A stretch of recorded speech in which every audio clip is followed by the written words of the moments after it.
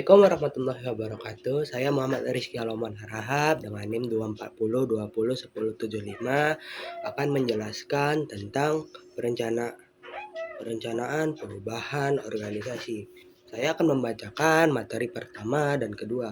Baik, untuk materi pertama adalah realitas perubahan organisasi. Yang pertama, perubahan tak terhindarkan. Setiap organisasi, besar atau kecil, pasti akan menghadapi perubahan. Hal ini karena dunia bisnis dan teknologi terus berkembang. Nah, oleh karena itu, perubahan bukan hal yang bisa dihindarkan, melainkan sesuatu yang harus dipersiapkan dan dikelola dengan baik agar organisasi tetap relevan dan bertahan. Yang kedua, adaptasi internal dan eksternal. Organisasi harus mampu beradaptasi dengan perubahan, baik secara internal maupun secara eksternal. Dari faktor internal bisa berupa restrukturisasi organisasi, perubahan strategi, atau peningkatan kualitas sumber daya manusia. Sedangkan kalau dari faktor eksternal bisa berupa kebijakan pemerintah, perkembangan teknologi, maupun perubahan strategi. Manajemen perubahan membantu organisasi menyesuaikan diri terhadap kedua faktor tersebut sehingga bisa terus berkembang tanpa kehilangan arah atau identitasnya. Yang ketiga, pentingnya perencanaan. Tanpa perencanaan yang matang, proses perubahan bisa menimbulkan kebingungan dan penolakan dari anggota organisasi. Perencanaan yang baik membantu memastikan bahwa setiap langkah perubahan sudah diperhitungkan dengan risiko dan hasil yang maksimal. Baik, dengan begitu perubahan bisa berjalan efektif, efisien, dan diterima oleh semua pihak dalam organisasi. Oke, untuk materi selanjutnya adalah memahami manajemen perubahan. Jadi secara definisi manajemen perubahan adalah proses sistematis untuk merencanakan, melaksanakan, dan mengevaluasi perubahan dalam organisasi.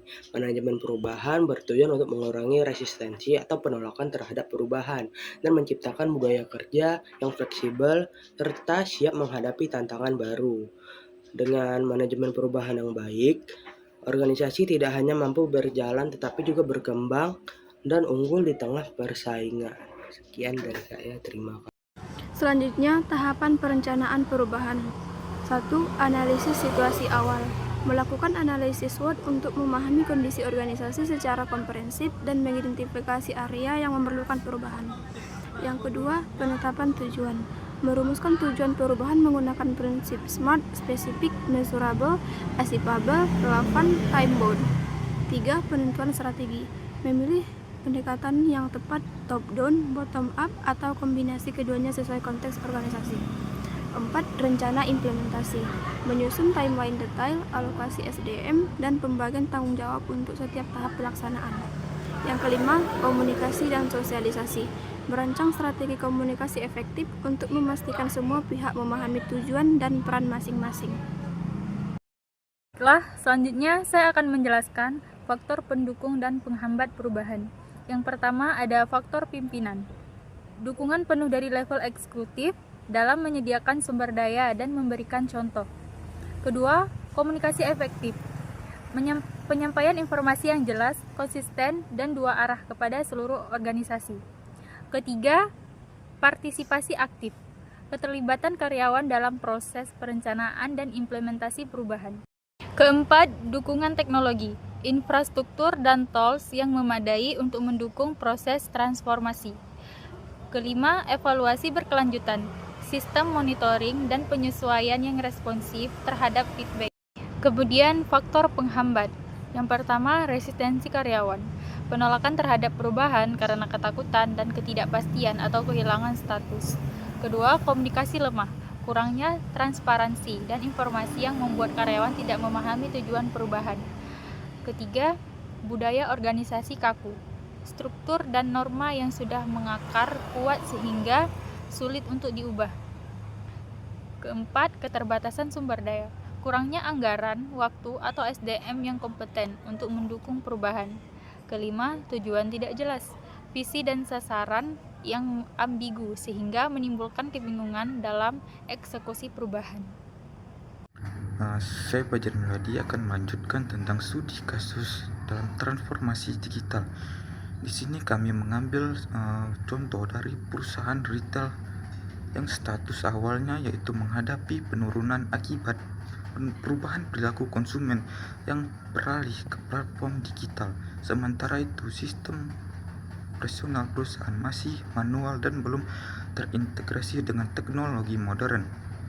Tantangan utama yaitu karyawan dan manajemen belum sepenuhnya terbiasa dengan teknologi digital.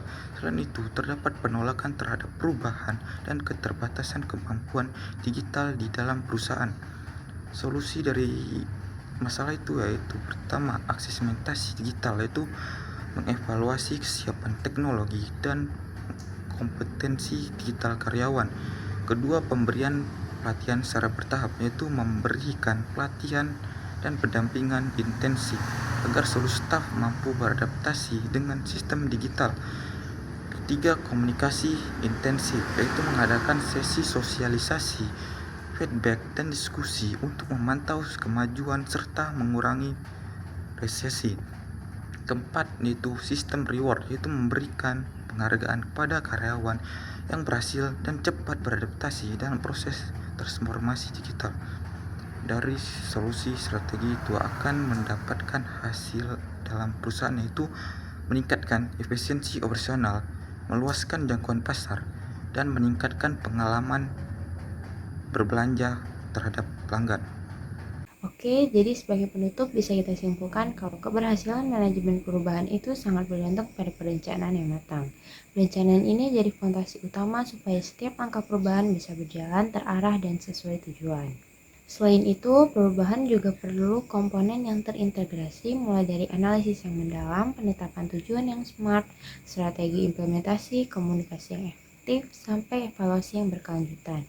Semua komponen ini saling mendukung biar proses perubahan bisa berjalan lancar. Dan yang terakhir, keberhasilan perubahan juga ditentukan oleh kolaborasi menyeluruh, dukungan dari pimpinan dan partisipasi aktif dari seluruh anggota organisasi jadi faktor penting supaya transformasi bisa berhasil. Jadi, intinya perubahan itu bukan cuma soal rencana, tapi juga soal kerja sama dan komitmen dari semua pihak. Dengan 3 hal itu, perencanaan yang matang, komunikasi yang baik, dan kolaborasi yang kuat, perubahan bisa benar-benar membawa hasil positif buat organisasi. Sekian dari saya.